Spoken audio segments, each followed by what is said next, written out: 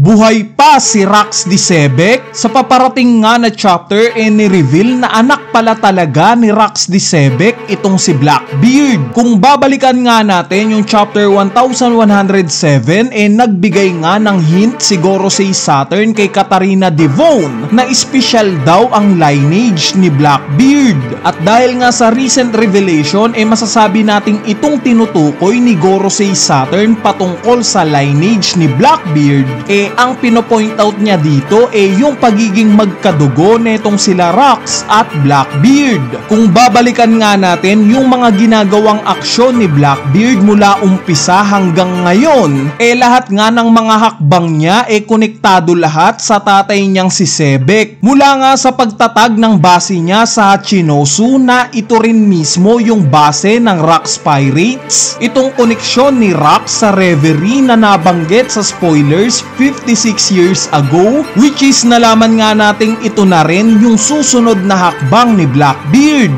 ang gawing allied country ng world government itong Hachinosu. Meaning balak rin ni Blackbeard na kumonekta sa world government itong pagbuo ni Rax ng pinakamalalakas na pirata para maging miyembro niya, na ginawa rin ni Blackbeard 2 years ago sa panghihikayat niya ng pinakamalalakas na pirata sa level 6 prison ng Impel Down. Bonus pa nga na meron din siyang nakuhang dating admiral ng Marines na si Kuzan. At even itong goal ni Rax na maging hari ng mundo, ito nga rin yung ni-reveal na goal ni Blackbeard. Lahat nga ng hakbang na ginagawa ni Blackbeard ngayon lahat hakbang ng tatay niyang si Sebek noon pa man. Bukod nga sa mga steps nagawa ring makagante ni Blackbeard sa mga naging kaaway ng tatay niyang si Sebek. Kung matatandaan nyo, 38 years ago naganap nga ang God Valley incident. At sino-sino ba ang mga prominenteng karakter dito?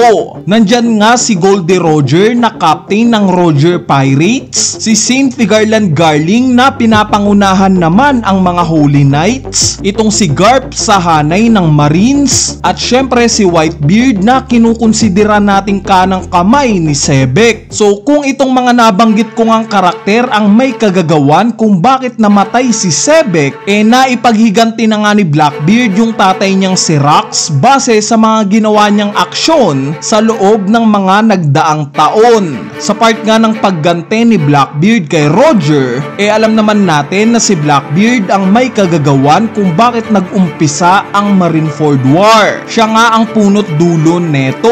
Tinalo niya si Ace sa labanan at ginawa niya itong palit ulo sa world government para maging miyembro siya ng 7 Warlords. Sa part naman ni Garp nagantihan nga niya ito base sa sitwasyon neto ngayon. Alam naman natin na currently hostage niya itong si Garp at nag-aagaw buhay na. Si Garling naman na ni-reveal na tatay ni Shanks, gaya nga kay Roger sa anak rin bumawi itong si Blackbeard. Inatake nga niya si Shanks na nag-iwan ng malaking marka dito. At malamang sa mga future chapters muli-uling magtatagpo ang mga landas nila. At finally kung totoo nga ang haka-haka na binitray ni Whitebeard si Rax during God Valley incident at totoo ngang bumaliktad ito sa kapitan niya para kumampi sa side ni Roger, naipaghiganti na nga ito ni Blackbeard. Dahil during Marineford War nga alam naman natin na si Blackbeard ang lumasit kay Whitebeard kaya ito namatay. Pero ang magiging tanong nga dito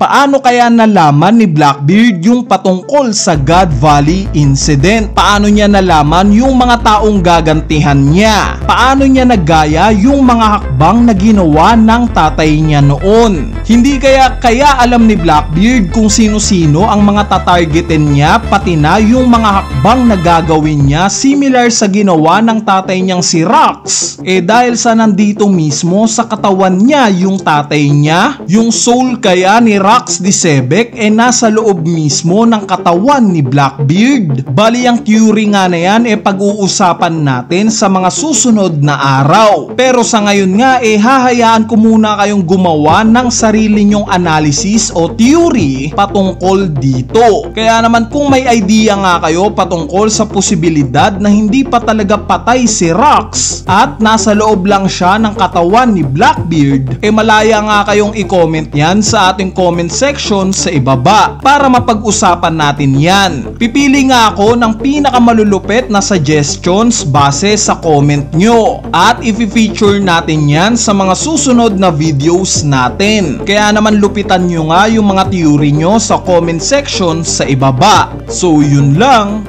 peace!